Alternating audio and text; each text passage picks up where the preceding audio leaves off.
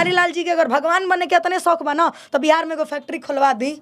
खाली आप लोग मंच पे चढ़ गए, ये विवाद यहाँ से शुरू होला, यहाँ से खत्म, बात खत्म होला। चाहते तो आप लोग भोजपुरी को बहुत आगे ले जा सकते थे, लेकिन हमारा भोजपुरी चोली साया ढूंढी जोबन ऐसे अटक जताई, भोजपुरी आगे नहीं बढ़ सकती है। पवन सिंह के तो अगल बगल उसके घर वाले दिखते हैं परिपूर्ण। हाँ। चला मौसी के बेटा बा, फूफा के बेटा बा, पवन सिंह घोर के पिया दिए हैं ऋतिक सिंह के।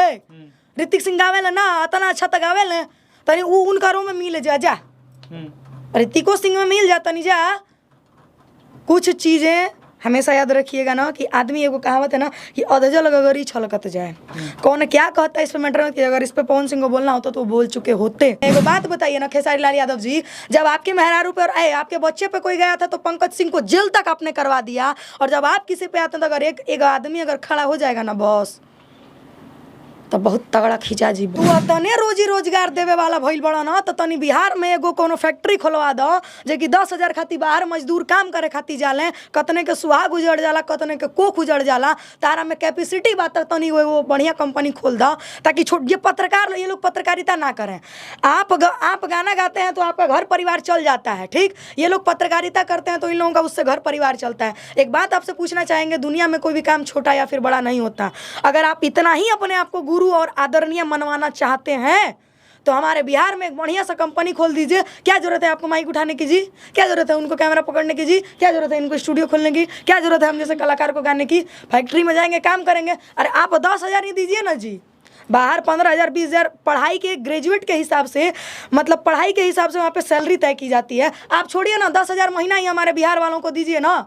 बहुत बड़े भगवान बनने का शौक है ना आपको, पैर पुजवाने का, तो हम कहते हैं ना कि बिहार में कोई फैक्ट्री खोल दीजिए, आप लोग पैर धो के पिएगा। आप में कैपेसिटी नहीं है तो बात उतना ही बोलना चाहिए, बात बोलना चाहिए बांध के और पानी पीना चाहिए छान के, क्योंकि हमेशा एक चीज़ याद रखिएगा ना कि बोलना हुआ करना पड़ता है।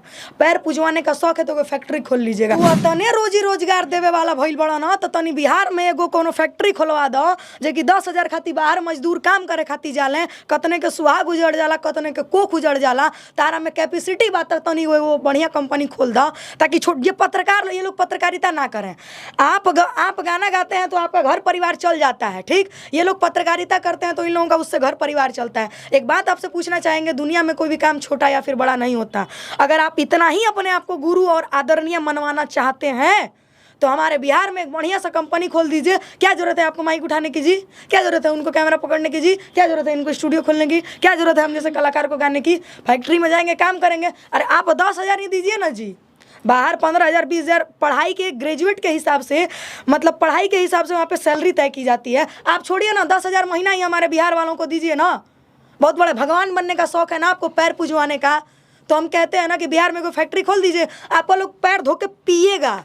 आप में कैपेसिटी नहीं है तो बात उतना ही बोलना चाहिए, बात बोलना चाहिए बांध के और पानी पीना चाहिए छान के, क्योंकि हमेशा एक चीज़ याद रखिएगा ना कि बोलना हुआ करना पड़ता है।